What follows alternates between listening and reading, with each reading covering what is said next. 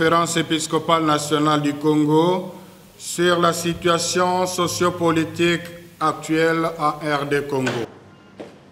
Proclame la parole, insiste à temps et à contre-temps, réfute, menace, exhorte avec une patience inlassable et le souci d'instruire. 2 Timothée 4, 2. Mis par sa foi et sa sollicitude pastorale, interpellé par les attentes du peuple congolais, encouragé par la résolution 2348 du Conseil de sécurité des Nations Unies et par amour de la République démocratique du Congo, notre pays, la Conférence épiscopale nationale du Congo, CENCO, n'abandonne pas le peuple congolais et ses aspirations les plus légitimes, surtout pas en ces temps de crise. Mission prophétique. Bien qu'ayant clôturé sa mission de bons offices auprès des acteurs politiques et sociaux, la CENCO réaffirme sa solidarité avec le peuple congolais et son souci de contribuer à son bien-être en ces temps critiques. Ainsi, en conformité avec sa mission prophétique, elle est décidée à accompagner le peuple congolais dans la mise en œuvre de l'accord de la Saint-Sylvestre pour avoir assuré la médiation dans les négociations et engagé sa responsabilité morale. Cet accord, salué par tout le peuple congolais, a été en plus sanctionné par la résolution 2348 du Conseil de sécurité des Nations Unies qui souligne qu'une mise en œuvre complète et rapide de l'accord du 31 décembre 2016 est essentielle pour appuyer la légitimité des institutions chargées de la transition, exprime son plein appui à la médiation conduite par la Conférence épiscopale nationale du Congo, demande instamment à toutes les parties prenantes nationales de poursuivre la concertation de manière transparente et ouverte et de coopérer avec la conférence à cet égard, et prie le secrétaire général de fournir un appui politique à ces efforts conformément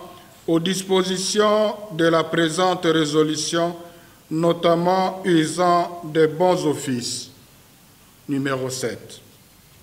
À cet effet, réuni à Kinshasa le 20 avril 2017, le comité de suivi de la CENCO, chargé de négociations politiques directes entre les acteurs politiques et sociaux de la République démocratique du Congo, s'est penché sur l'état actuel de la mise en application de l'accord politique global et inclusif des centres interdiocésains. Respect intégral de l'accord. Il s'y est de rappeler que l'accord de la Saint-Sylvestre a été motivé par la nécessité de trouver un consensus global sur la cogestion du pays par les parties prenantes après le 19 décembre 2016, date de la fin du deuxième et dernier mandat de l'actuel chef de l'État. Signé le 31 décembre 2016, cet accord historique a l'avantage de contenir plusieurs acquis dont l'application ne nécessite pas un arrangement particulier. Notamment, A. Le chef de l'État ne briguera pas un troisième mandat. 3, 2, 1. B. Le président de la République reste cependant en fonction jusqu'à l'installation du nouveau président élu. Idem. C. Les élections présidentielles, législatives et provinciales seront tenues avant fin décembre 2017. 4.2. D.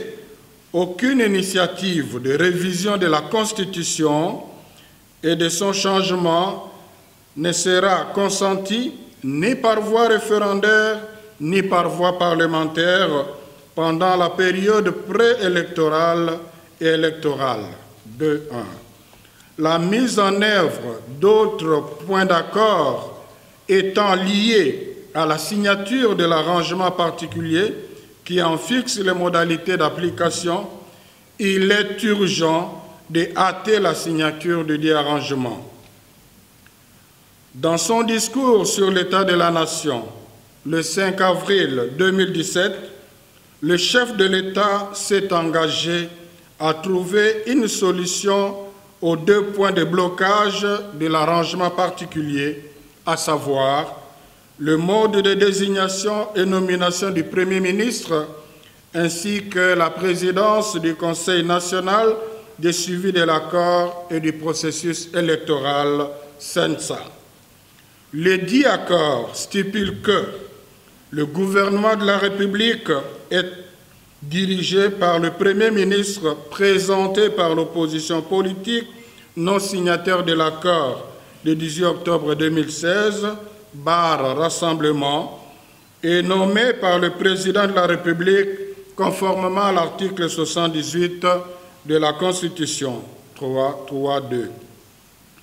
La SENCO déplore que les consultations entre le chef de l'État et le chef de délégation du Rassemblement aux négociations, au terme desquelles allait être nommé le Premier ministre, n'aient pas eu lieu.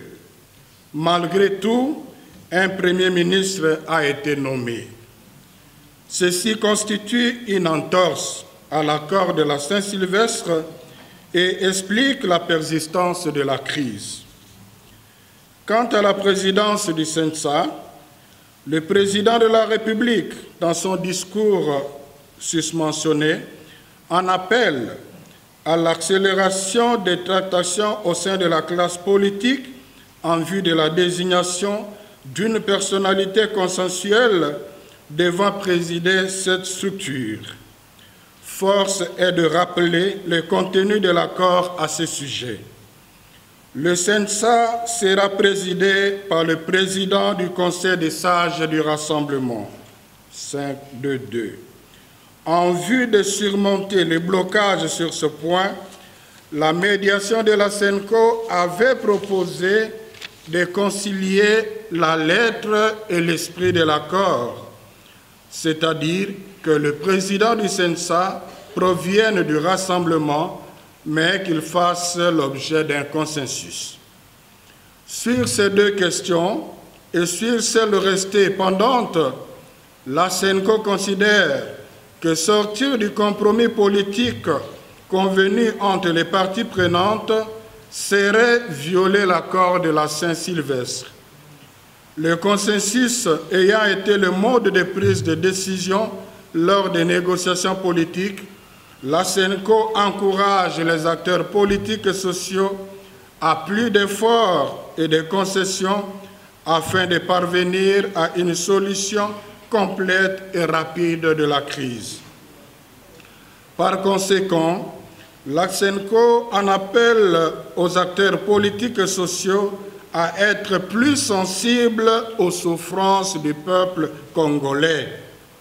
Aussi, convient-il de souligner avec force que l'accord du 31 décembre 2016 vise l'organisation des élections au plus tard en décembre 2017, 4.2, en vue de l'alternance démocratique et pacifique. Dans l'accord du 31 décembre 2016, un chapitre a été consacré à la décrispation du climat politique, notamment par la libération des prisonniers politiques et d'opinion, le respect des droits humains et la réouverture des médias. Plusieurs prisonniers politiques et d'opinion ont bénéficié des mesures de relax, dont 4 dits cas emblématiques. D'autres cas, en particulier ceux de Jean-Claude Mouyambo et de Moïse Katumbi, n'ont pas encore été résolus. Quelques radios et télévisions ont été rouvertes. D'autres devraient l'être aussi si les concernés adressent des demandes quant à ce. Tout en saluant les résultats déjà obtenus sur ces chapitres, la SENCO déplore cependant une certaine léthargie dans l'application de ces mesures de décrispation. Elle demande de mettre tout en œuvre en vue de favoriser un climat de quiétude et d'inclusion propice à la tenue d'élections. Situation sécuritaire et respect des droits humains.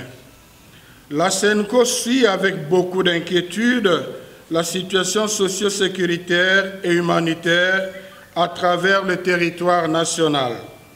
Récemment, dans le Grand Kasaï et plus particulièrement dans l'archidiocèse de Kananga et dans les diocèses de Mbujimaï, de Luebo et de Luiza, des affrontements sanglants ont opposé les forces de l'ordre aux milices se réclamant du chef coutumier Kamina Sap. Des violences d'une rare cruauté ont causé de nombreuses pertes en vies humaines et des destructions des infrastructures publiques et ecclésiastiques. La SENCO dénonce et condamne fermement ces actes ignobles. Elle en appelle à la retenue et à l'apaisement. En même temps, elle réitère sa demande d'enquête indépendante et objective afin d'établir les responsabilités. La SENCO salue les efforts de réconciliation déployés par le gouvernement central avec l'appui de la MONUSCO afin de ramener la paix dans le Grand Kasaï. Elle rappelle que tout problème social ne nécessite pas une solution par voie des armes. Comme le dit le pape François dans son message Ubi et Orbi le dimanche de Pâques le 16 avril 2017, qu'on puisse construire des ponts de dialogue dans la recherche de solutions valables et pacifiques aux controverses. La SENCO recommande vivement que ce processus de pacification prenne également en compte l'aspect humanitaire et s'étende sur l'ensemble de cette contrée sinistrée afin de favoriser l'accès aux populations meurtries. Bien entendu, il appartient au gouvernement congolais d'apporter l'assistance humanitaire nécessaire aux victimes de cette tragédie. En outre, la SENCO sollicite l'appui multiforme de la MONUSCO, de la communauté internationale, des organisations humanitaires, ainsi que des hommes et des femmes de bonne volonté pour résorber cette crise socio-sécuritaire. Situation économique. La crise sociopolitique et sécuritaire décrite ici haut a des conséquences néfastes sur le plan social et économique. En effet, le manque de consensus sur la gestion du pays pendant la période préélectorale et électorale sème la peur, éloigne les investisseurs et affecte sérieusement le climat des affaires. Dans ces conditions, il n'est pas étonnant que les sources principales de la trésorerie de notre pays connaissent une baisse sensible de recettes. Cette crise économique se manifeste également par la dépréciation inquiétante du franc congolais et la diminution croissante du pouvoir d'achat de la population. La situation est encore plus déplorable dans les provinces directement concernées par l'insécurité.